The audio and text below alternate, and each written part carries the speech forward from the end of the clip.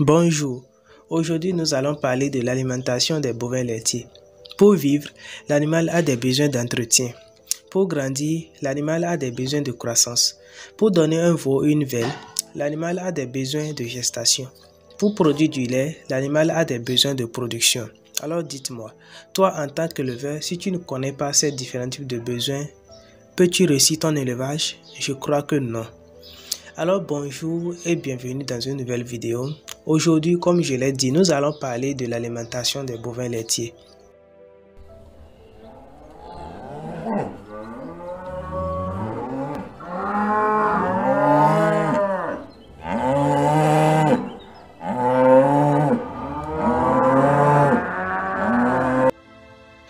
Pour réussir à fond et rentabiliser votre élevage, il est important non seulement de connaître mais aussi de maîtriser les différents types de besoins tels que les besoins d'entretien qui permettent à l'animal de vivre, les besoins de croissance qui permettent à l'animal de grandir, les besoins de gestation qui permettent à l'animal de donner des veaux aux velles, les besoins de production qui permettent à l'animal de produire du lait. Pourquoi il est important de connaître tous ces différents types de besoins? Car la ration journalière d'une vache laitière, celle qui satisfait tous ces besoins, est le total, je dis bien est le total de ces différents postes, y compris la ration d'entretien, la ration de croissance éventuellement, la ration de gestation si elle est gestante bien sûr, la ration de production si elle produit du lait bien sûr.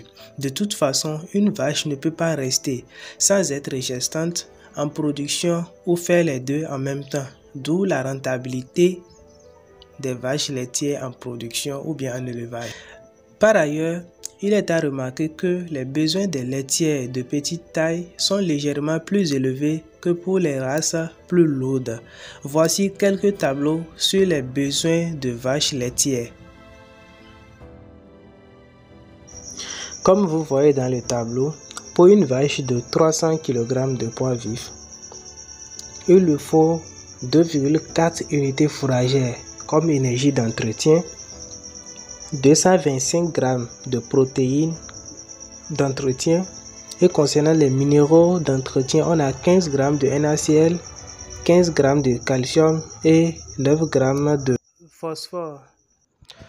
Pour une vache de 350 kg de poids vif, il lui faut 2,8 unités fourragères comme énergie d'entretien, 260 g de protéines d'entretien, 17 g de NaCl d'entretien, 17 g de calcium d'entretien et 11 g de phosphore d'entretien. Ainsi de suite jusqu'aux vaches de 400 kg. C'est comme ça les besoins varient. Voici encore un autre tableau pour la ration des gestantes. Si par exemple la vache elle est gestante, voici ce qu'il faut ajouter sur son énergie d'entretien. Sur son énergie d'entretien, on doit ajouter forcément 0,8 unités fourragères et sur le protéine d'entretien, on ajoute 100 g de protéines d'entretien. Concernant les minéraux, pour la vache laitière, elle n'est pas si importante ici. Pour l'ajout, on laisse d'abord les minéraux d'entretien. Maintenant, on va encore passer à un autre tableau et ce tableau concerne les vaches qui produisent du lait. Donc, si elle est gestante, elle produit encore le lait. Voici ce qu'il faut encore ajouter. De façon simple, si la vache elle produit 3 litres de lait, même si elle ne produit pas 3 litres de lait, si elle produit quand même du lait, donc il faut ajouter 0,32 unités fourragères et aussi comme énergie d'entretien et 50 g comme protéines d'entretien. Concernant les minéraux, 1,3 g de calcium, 1 g de phosphore et 2 g de NaCl. Donc tout ceci doit être ajouté sur les besoins d'entretien plus celui de la gestation si elle est gestante bien sûr, plus maintenant celui de la lactation. Au cas où elle n'est pas gestante, on fait simplement les besoins d'entretien plus les besoins de production. Voilà à peu près comment ça marche. Ce cours sera suivi d'un exercice d'application. Voici l'exercice. une vache de 350 kg produisant 10 litres de lait par jour à 4,5% de matière grasse et ayant entamé son 6e mois de gestation, déterminer ses besoins totaux. Pour le faire, c'est simple. Je vous laisse 2 minutes pour réfléchir d'abord. Pour le faire, comme je l'ai dit, c'est simple. Nous allons déterminer ses besoins d'entretien, ses besoins de gestation et ses besoins de production. Ensuite, faire la somme, d'où le résultat. Faire la somme de tous ces besoins et obtenir maintenant le résultat. Donc, on va commencer. D'après le tableau, on va commencer. Et donc, on va commencer. D'après le tableau, les besoins d'entretien et de cette vache de 350 kg de poids vif, d'après l'exercice, les besoins d'entretien, d'après le tableau que je vous ai présenté précédemment, est de 2,8 unités fourragères en énergie et en protéines est de 260 g par jour. Maintenant, concernant les minéraux, en NaCl est de 17 g, en calcium est de 17 g et en phosphore est de 11 g. Les besoins de gestation. Les besoins de gestation de cette même vache seraient égaux aux besoins d'entretien plus son maintenant qui est 2,8 g, qui est 2,8 unités fourragères plutôt, plus maintenant les besoins de gestation d'après le tableau que je vous ai présenté tout à l'heure. Les besoins de gestation s'élèvent à 0,8 unités fourragères et en protéines est de 100 g. En minéraux, ça n'a pas été donné. Cela veut dire que les besoins en minéraux pour la vache en gestation n'est pas si nécessaire. Maintenant, les besoins de production. Étant donné qu'ici, nous parlons de la vache laitière, donc elle produit, d'après ce qu'ils nous ont dit, ils ont dit que la vache produit 10 litres de lait par jour à 4,5% de matière grasse. Donc, les besoins de production en unité est de 4,3 unités fourragères.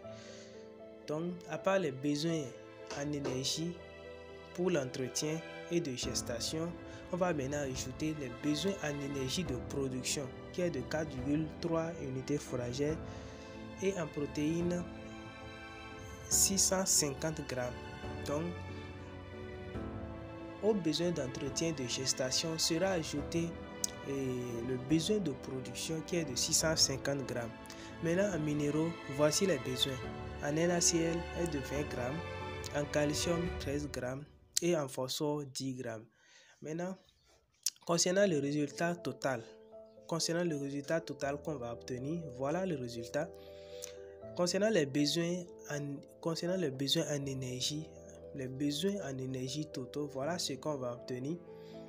Quand on fait 2,8 plus les 0,8 unités fourragères plus 4,3 unités fourragères, on obtient 7,9 unités fourragères. Donc la vache de 350 kg de poids vif produisant 10 litres de lait par jour à 4,5% de matière grasse et ayant entamé son 6e mois de gestation a des besoins totaux en énergie de 7,9 unités fourragères. Donc par jour, cette vache a besoin de 7,9 unités fourragères pour pouvoir survivre et protéger, protéger son embryon ou bien le fœtus et en même temps produire du lait. Voilà. Maintenant, en protéines, d'après la somme, on fait les 260 plus les 100 g de gestation plus les 650 g de production, ce qui donne 1010 g. Donc, cette même vache de 350 kg a besoin de 1010 g de protéines pour pouvoir assurer ses besoins d'entretien en protéines, en gestation et en production. Maintenant, concernant les minéraux, après la somme, on obtient NaCl 37 g, calcium 30 g et phosphore 21 g. Donc, ce sont les besoins dont la vache ce sont ses besoins en minéraux. Ce sont ses besoins en minéraux de façon journalière pour pouvoir couvrir, protéger le fœtus et en même temps produire du lait. Voilà les différents types de besoins. Donc, au total, une vache de 350 kg produisant 10 litres de lait par jour à 4,5% de matière grasse et ayant entamé son 6e mois de gestation, a besoin de 7,9 unités fourragères, 1010 g de protéines, NaCl de 37 g de NaCl, de 30 g de calcium et de 21 g de phosphore pour pouvoir couvrir ses besoins d'entretien, ses besoins de gestation et en même temps produire du lait. D'où les résultats de notre consigne. Et voilà, nous sommes à la fin de cette vidéo. J'espère que tu as apprécié. Si oui, alors lâche-moi un pouce bleu. N'hésitez pas à vous abonner et activer la cloche de notification. Et partagez surtout, partagez. À la prochaine pour une nouvelle vidéo sur l'alimentation toujours.